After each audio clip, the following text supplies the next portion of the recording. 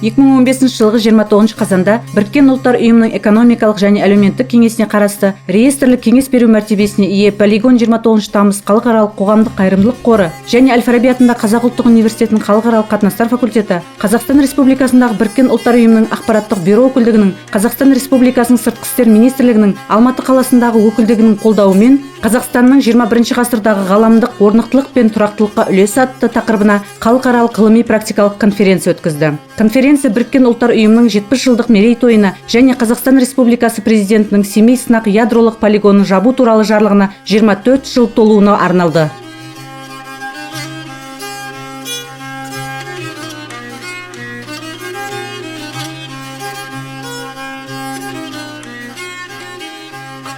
Әл-Фараби атындағы Қазақ ұлттық университеті академик импакт Біріккен ұлттар ұйымының бастамаларын тұрақты қолдаушы ғаламдық хабы болып табылады және адам құқығына, тұрақты даму мен шиеленістерді шешуге қатысты Біріккен ұлттар ұйымының бүкіл әлем мойындаған ондаған қағидаларын қолдауға бағытталған қызметтерді белсенді атқарып келеді.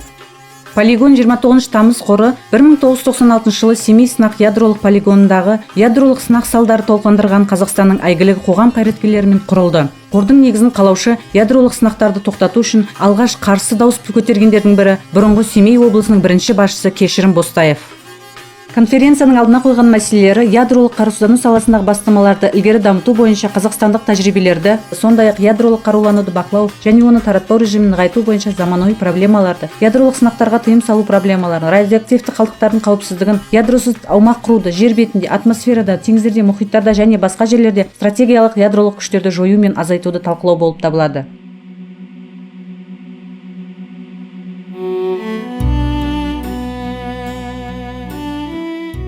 Қазақстан халқы мен үкіметі біз талқылайтын көптеген салаларда зор жетістіктерге қол жеткізді. Олардың айтары бар, жинаған тәжірибелерімен және жетістіктерімен бөлісетіні анық. Мен оған сенімдімін. Сіздің форумдарыңыз өте қиын уақытта өтіп жатыр. Әлем аренасында қарбаластықты арттыру, лаңкестіктің ушығуы, этникалық және діни шиеленістер, ұлтшылдықтың туындауы және адам құқығының жүйелі бұзылуы тұрақты даму проблемасын ығыстырып кетуі мүмкін.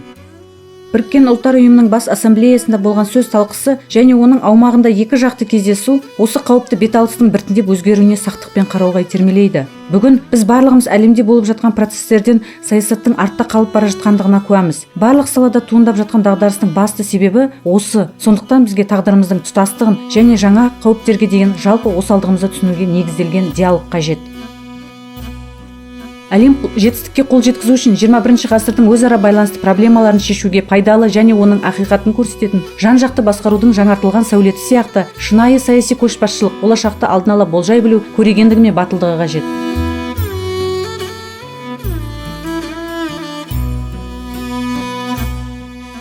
Біріккен ұлттар ұйымы өз елінен кеткен босқындардың проблемаларымен, сондай-ақ ядролық қарудың қауіпсіздігі және оны таратпау проблемаларымен айналысады. Осы проблемаларды шешу үш негізгі аспектілерді құрайды. Бірінші, Біріккен ұлттар ұйымының әлемдегі рөлі. Екінші, Қазақстан сияқты елдердің рөлі. Үшінші, үкіметтік емес ұйымдардың рөлі. Біріккен ұлттар ұйымы халықаралық ынтымақтастықты кеңейту мен халықаралық проблемаларды шешу үшін бүкіл әлемде бейбіт өмірді және қауіпсіздікті қолдаушы ұйым ретінде құрылды. Және маңыздысы, үлкен болсын, мейлің шағын болсын, әрбір ұлтты құрметтеу. Біріккен ұлттар ұйымында әрбір ұлт бір дауысқа ие. Мұнда Қытай, Үндістан, Ресей сияқты ұлы елдердің, сондай-ақ Қазақстан, Моңғолия және менің туған елім Ирландия сияқты шағын елдердің өкілдері жиналған бір үстел басында отырмыз. Осы елдердің барлығы бір дауысқа ие және барлығының жауапкершілігі бірдей. Қазақстан бұл шағын ел, бірақ ол ядролық қаруды таратпау бойынша халықаралық проблемаларды шешуде зор қызмет атқарып келеді. Көп салалардағы маңызды проблема ядролық қару екендігін көріп отырмыз. Бұл Біріккен ұлттар ұйымының рөлін, Қазақстан мен Полигон 29 тамыз сияқты үкіметтік емес ұйымдардың рөлін жақсы көрсетеді. Көптеген проблемаларды шешуде Қазақстандағы азаматтық қоғамның әрекет етуі мен үшін керемет үлгі болып табылады. Бізге Нұрлан Бостаев сияқты жекелеген тұлғалардың қатысуы өте қажет. Мұндай тұлғалар бүкіл әлемде үлкен және кіші проблемаларды шешу үшін қажет. Біріккен ұлттар ұйымына Полигон 29 тамыз қоры сияқты ұйымдар өте қажет.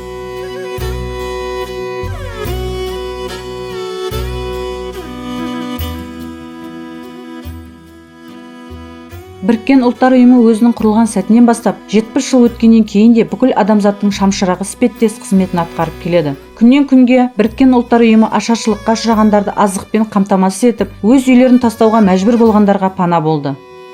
Біріккен ұлттар ұйымының күшімен балаларға екпе жасалып жатыр. Біріккен ұлттар ұйымы адамдардың нәсіліне, дініне, ұлтына қарамастан барлық адамдардың құқықтарын қорғайды. Біріккен ұлттар ұйымы өз жұмысын 7 миллиард адамды құрайтын бүкіл адамзат отбасының мүдделері үшін жүргізеді. Біріккен ұлттар ұйымының жарғысын іске асыруға оның қызметкерлері маңызды рөл атқарады. Әлем көптеген дағдарыстармен кездесіп жатыр және ұжымдық халықаралық әрекет ету мүмкіндіктері де шектелген. Дегенмен, бірде-бір ел немесе ұйым бүгінгі проблеманы жалғыз шеше алмайды. Біріккен ұлттар ұйымы жарғысының ескірмейтін қағидалары біз үшін болашақта да жол бастайтын жұлдыз ретінде қызмет етуі тиіс. Біздің ортақ борышымыз, біз халықпыз ұранын ұстанатындар үшін қызмет ету мақсатында біздің күштерді біріктіру болып табылады.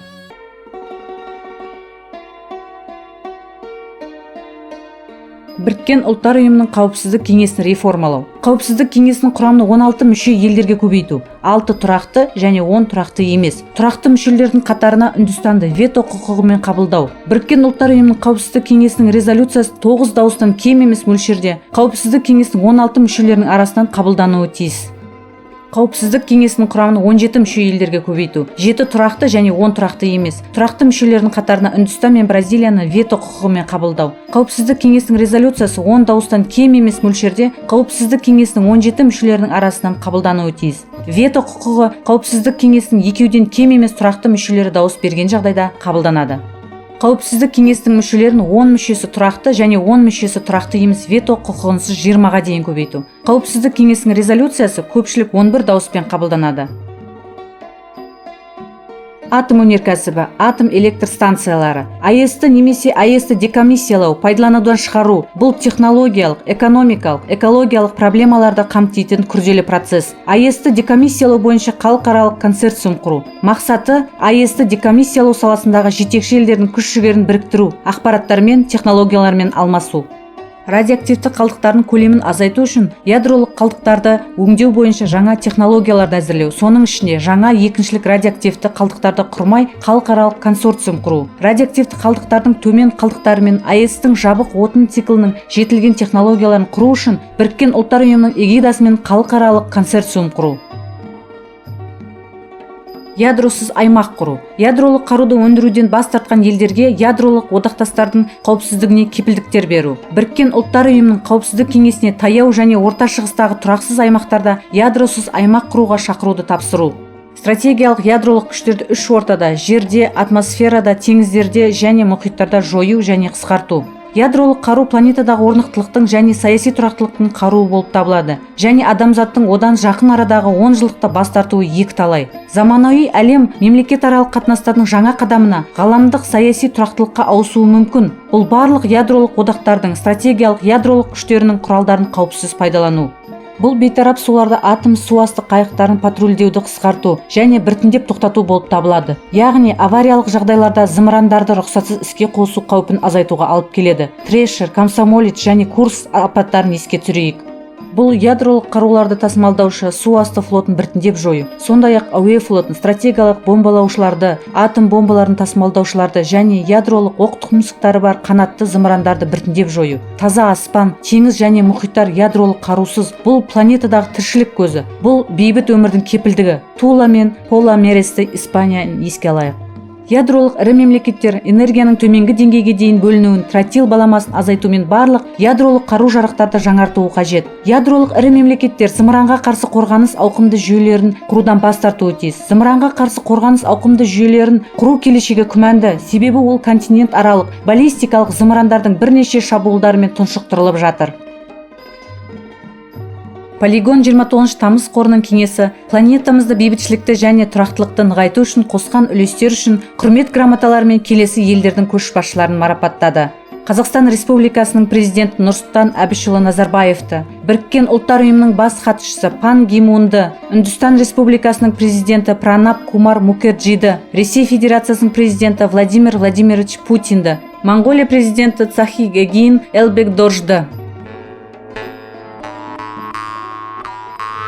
Нұрсұлтан Назарбаевтың басшылығымен Қазақстан халқы ерекше даму жолын басынан өткерді. Бұл тәуелсіз егеменді Қазақстанның құрылуы, Қазақстан-Азиялық ынтымақтастықтың дамуына, сондай-ақ белгілі бір елдермен достық қарым-қатынастықты дамытуға және бүкіл әлемде бейбіт өмірдің сақталуына өзінің зор үлесін қосты. Қазақстан Азиядағы өзара ықпалдасу және сенім шаралары жөніндегі кеңес хатшылығын құруда бастамашы болып табылады. Бұл ұйым Азия елдерінің қауіпсіз және үйлесімді дамуы мен ынтымақтасу тетігі ретінде құрылған. Қазақстан 2006 жылы Орталық Азияда Қазақстан, Өзбекстан, Қырғызстан, Тәжікстан, Түркменстан ядросыз аймақты құруға бастама жасады. Сонымен қатар әлемдегі 4-ші ядролық әлеуеттен ерікті түрде бас тартты. Тәуелсіздік алғаннан кейін ядролық қаруды таратпауда зор үлес қосты. Семей ядролық полигонын жапты. Қазақстан Біріккен ұлттар ұйымының барлық жобаларына қатысады және Біріккен ұлттар ұйымының 16 әртүрлі құрылымдары мен бөлімшелеріне ие. Сонымен бірге қоғамның амандығын жақсартумен, кедейлікпен күресумен айналысады. Әйелдер мен балалардың құқықтарын қорғайды. Осы жетістіктер әлемдік қауымдастықтардың ерекше назарына ие. 1995 жылы көп ұлтты мемлекетте ұлттық келісім мен тұрақтылыққа қол жеткізуде үлкен қызмет атқаратын Қазақстанның халықтар ассамблеясы құрылды. 2003 жылы Қазақстан әртүрлі конфессиялар мен халықтардың толеранттылығына және өзара түсіністігіне ықпал ететін әлемдік діни көшбасшылар съезін өткізді. Бүгінгі біздің конференция ғаламдық экономикалық дағдарыс, саяси сенімсіздік орын алған, халықаралық лаңкестіктің көбейіп жатқан ауыр кезеңде өтіп жатыр. Сонымен бірге осы күндері бүкіл әлемде адамзаттың тұрақты дамуына, планетамызда бейбітшіліктің және қауіпсіздіктің сақталуына ықпал ететін бас халықаралық институт Біріккен ұлттар ұйымының 70 жылдық мерейтойын атап өтіп жатыр. Кеңес одағының ыдырағанына және сұм соғыстың аяқталғандығы жайлы ресми түрде жарияланғанына 20 жылдан астам уақыт өтті. Осы уақыт ішінде әлем қауіпсіз болмады. Қазақстан бейбіт өмір бастамаларымен әрекет етіп жатыр. Мұның бәрі Семей ядролық полигонын жабу, әлемдегі 4-ші ядролық арсеналдан бас тарту және Азиядағы өзара ықпалдастық және сенім шаралары жөніндегі кеңесті құру және ядролық қарудан бос аймақ құру және тағы басқалар. Қазақстан ядролық қаруды таратпау, ядролық сынақтарға жалпы тыйым салу және қарулануды бақылау туралы шарттар аясындағы процестерге жаңа серпін берді. Қазақстанның одақтастары мен серіктестерінің қолдауымен Біріккен ұлттар ұйымына қарасты полигон 29 тамыз қоры сияқты ұйымдардың жұмыстарымен бекітілген күштер оң нәтижелерге алып келері сөзсіз.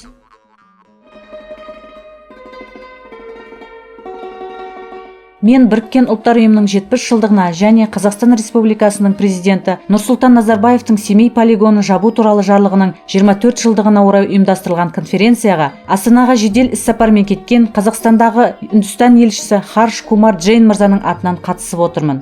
Үндістан елшісі Қазақстан Республикасының президенті Нұрсұлтан Назарбаевтың бастамасына ерекше құрметін білдіреді және оның өз күш-жігерін бүкіл әлемде ядролық қаруды жоюға жұмсайтындығына сенеді. Сонымен қатар Үндістан елшісі Біріккен ұлттар ұйымын және оның Алматы қаласындағы лауазымды тұлғаларын Қазақстан мен Үндістанды қоса алғанда әртүрлі елдерде халықаралық бейбітшілікті қолдауда маңызды рөл атқаратын осы ұлы ұйымның 70 жылдық мерейтойымен құттықтайды. Қазақстанның 21 ғасырдағы ғаламдық орнықтылық пен тұрақтылыққа үлесі деп аталатын конференция тақырыбы өте орынды. Себебі тәуелсіздікті алғаннан кейін Қазақстан әлемдегі мөлшері жағынан 4-ші ядролық арсеналдан бас тартып, әлемдегі ірі Семей ядролық полигонын жапқандығы барлығымызға белгілі. Осылайша, бүгінде ол әлемдік қауымдастығы үшін үлгі болып қала бермек. Полигон 29 тамыз халықаралық қайырымдылық қоры оның негізін қалаушы Кешірім Бостаевтың басшылығымен ядролық сынақтардың теріс салдарын атап өтіп, осы процесте маңызды рөл атқарып келеді.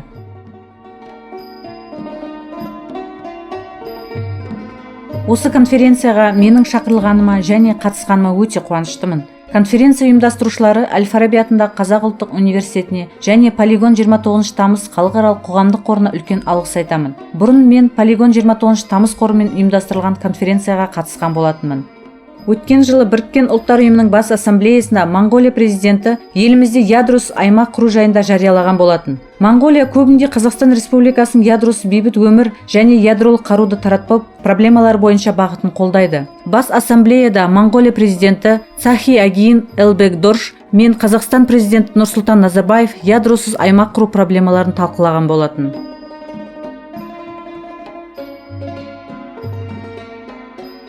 Азиядағы өзара ықпалдастық және сенім шаралары жөніндегі кеңес хатшылығының атқарушы директоры елші Гун Цзяньвэй осы конференцияның барлық қатысушыларына өзінің сәлемін жолдайды. Азиядағы өзара ықпалдастық және сенім шаралары жөніндегі кеңесі Азияда бейбітшілікті, қауіпсіздікті және тұрақтылықты қамтамасыз етуге бағытталған ынтымақтастықты нығайту бойынша халықаралық форум болып табылады.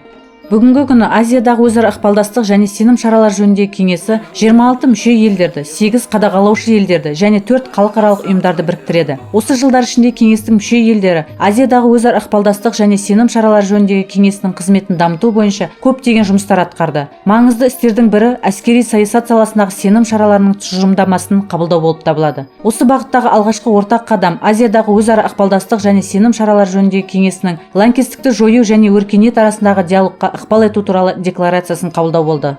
Бүгін Азия аймағы бұл ядролық қаруға ие және өзінің әскери әлеуетін белсенді өсіріп жатқан мемлекеттер аймағы. 2013 жылы Азиядағы өзара ықпалдастық және сенім шаралары жөніндегі кеңестің мүше елдері әскери саясат бойынша келесі 4 негізгі сенім шараларын қабылдады. Әскери ведомстволар мен әскери колледж өкілдерінің өзара сапарлары, ұлттық мерекелерге, мәдени және спорттық шараларға қатысу үшін әскери күш өкілдерінің өзара сапарлары, қарулануды және қарусыздануды бақылау бойынша көп жақты құралдардың қосылу немесе бекіту мәртебесі туралы ақпараттар мен ғарыштық кеңістік туралы тұжырымдамамен алмасу, жоғары әскери басшыларының өмірбаяндары туралы ақпараттармен алмасу.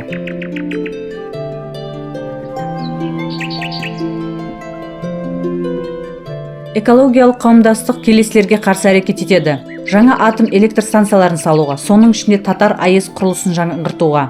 Бұл АЭС үшін қолайсыз факторлар: радиоактивті қалдықтар. Бұл АЭСті қиратумен теракттардың орын алу қаупі. АЭСта ең қымбат электр жарығы өндіріледі. АЭСтің баламасы бар. Бұл энергия үнемдейтін технологиялар, жаңғыртылатын энергия көздері. Ядролық өнеркәсіппен туындайтын проблемалар. Негізінен бұл радиоактивті қалдықтар. Осы қалдықтарды көмуге байланысты проблема ушығып отыр. Қазіргі уақытта қалдықтарды ұзақ уақытқа көму қауіпсіздігін қамтамасыз ететін технологиялар жоқ. Экологиялық қауымдастық радиоактивті қалдықтарды сақтайтын қоймалардың жабылуын қолдайды. Бұрын бұл өндіріс радон комбинаты, Татарстан Высокогорский ауданы деп аталатын. Сонымен қатар Железногорскідегі Краснояр аймағы радиоактивті қалдықтарды сақтайтын халықаралық қойманың құрылысына да қарсы. Қауымдастық радиоактивті қалдықтарды трансшекаралық тасымалдауды тоқтату, сұйық радиоактивті қалдықтарды жер қойнауына, геологиялық деңгей жиектерге көмуден бас тарту, ядролық қалдықтарды өңдеуден бас тарту қажет деп санайды. Себебі оларды өңдеу салдарынан жаңа радиоактивті қалдықтар пайда болады. Экологиялық қауымдастық ауыл шаруашылық өнімдеріне радиациялық сәулелеу технологияларын пайдалануға қарсы әрекет етеді. Сонымен қатар Ресейде өнімдерді салқын электронды пастерлеу, сәулелеу технологияларын пайдалануға қарсы.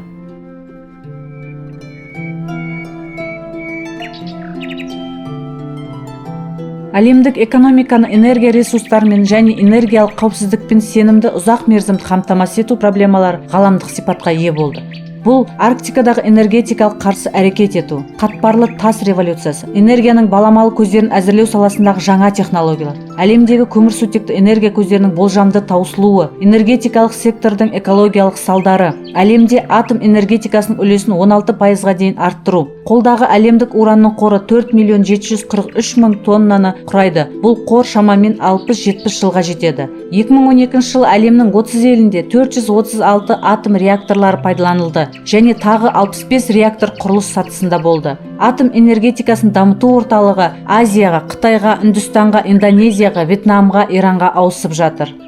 Атом энергетикасын дамытуға кедергілер мыналар болып табылады. АЭСтағы апат салдары, Чернобыль, Фукусима. Қауіпсіздіктің техникалық талаптарын күшейту есебінен жаңа АЭС құрылысының бағасын және пайдаланылуын көбейту, шамамен 20-30%-ға. Ядролық отын циклы қызметінің әлемдік нарығында шиеленісті бәсекелестік орта туындайды. Нарық үшін бәсекелестік күресті Францияның, Германияның, ақш-тың, Жапонияның, Ұлыбританияның, Ресейдің, Қытайдың және Қазақстанның әлемдік компаниялары жүргізіп жатыр. Қазақстанда барлық барланған әлемдік қорлардың шамамен 19%-ы шоғырланған. Бұл шамамен 1609.000 тонна уранды құрайды.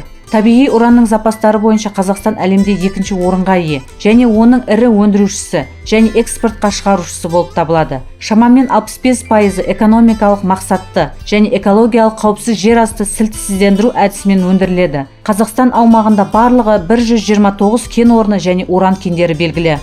КСРО ыдырағаннан кейін Қазақстанға бөлінген ядролық отын циклы, табиғи уранды қазу және отын таблеткаларын өндіру қалды. 2011 жылы Қазатомөнеркәсібі ұлттық атом компаниясы мен ТВЭЛ ашық акционерлік қоғамы Ресей тепе-тең бастамасымен Свердловск облысының Новоуральск қаласына ЦОУ жабық акционерлік қоғамы уранды байыту бойынша біріккен кәсіпорын құрды. Оның мақсаты Қазақстанда толық біріктірілген ядролық отын циклін біртіндеп құру болып табылады.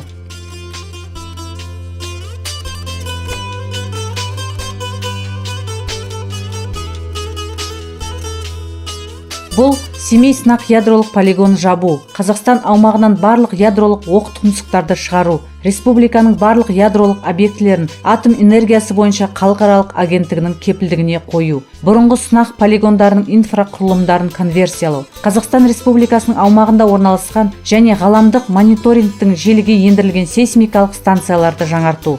2002 жылы Қазақстан ядролық жеткізушілер тобының мүшесі атанды. Біздің қатысу мақсатымыз терроризммен күресу, жаппай жою қаруларын таратуға қарсы күресу бойынша шараларды белсендендіру, ядролық материалдардың пайдаланылуын және тасымалдануын бақылауды күшейту болып табылады. Терроризмге қарсы әрекет ету бойынша халықаралық күштерде ядролық терроризм актілерімен күресу бойынша ғаламдық бастама маңызды рөл атқарады. Қазақстан біріккен ұлттар ұйымының орталық үйлестіру рөліне қарасты осы қауіпке қарсы әрекет ету бойынша барлық елдердің күш-жігерін өсіру үшін әрекет етеді.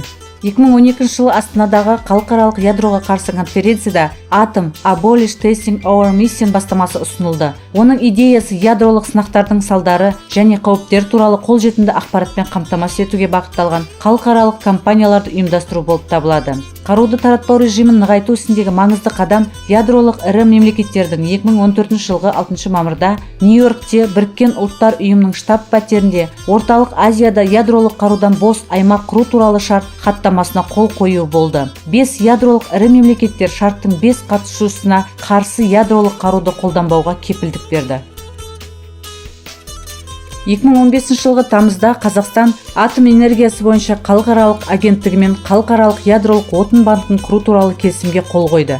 Мұнда атом энергиясы бойынша халықаралық агенттігінің 150 елінің атом электр станцияларының жұмысына қажетті отын ретінде төмен байытылған уран сақталады. Бұл ядролық технологиялардың ядролық терроризмнің таралу қаупін азайтады.